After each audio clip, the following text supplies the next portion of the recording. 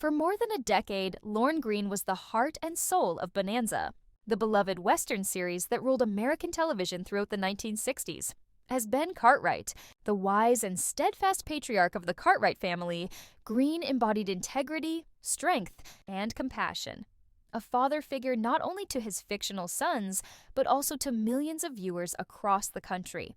But few people knew that behind the calm authority of his on-screen presence, Lorne Greene was facing a storm that would eventually drive him to make a shocking decision: to walk away from Bonanza instantly. The moment came in 1972, near the end of the show's remarkable 14-season run. By then, Bonanza had become a television institution, one of the longest-running westerns in history. However, the chemistry that once made the show so powerful had begun to fade.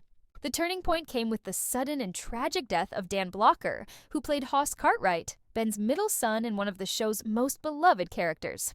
Blocker's death in 1972 was a crushing blow not only to fans, but especially to Greene, who had grown incredibly close to him over the years. Greene once described Blocker as a son in every sense except blood. When the news broke, the entire Bonanza cast was devastated, but for Greene, it was deeply personal. When production resumed for what would become the show's final season, something had changed forever. The Ponderosa no longer felt like home. The laughter, the brotherhood, the sense of family, it was gone. Scripts tried to carry on as though nothing had happened, but Greene felt the void every day on set. Scenes that once came naturally now felt hollow. He later admitted in interviews that continuing without Blocker felt impossible. The bond between Ben and Hoss Cartwright had been at the emotional center of the show, and without it, Greene found it difficult to believe in his character anymore. Then came the moment that pushed him over the edge. Network executives, desperate to keep Bonanza alive, suggested introducing a new character to replace Hoss, a younger, more modern version who could appeal to the new generation of viewers. Greene was furious. To him, the idea was not only disrespectful to Blocker's memory, but also to the legacy of the show itself. Bonanza, he believed, was built on sincerity and moral strength, not marketing tricks or rating strategies. That day, according to crew members, Greene quietly walked off set, went to his trailer, and announced that he was done.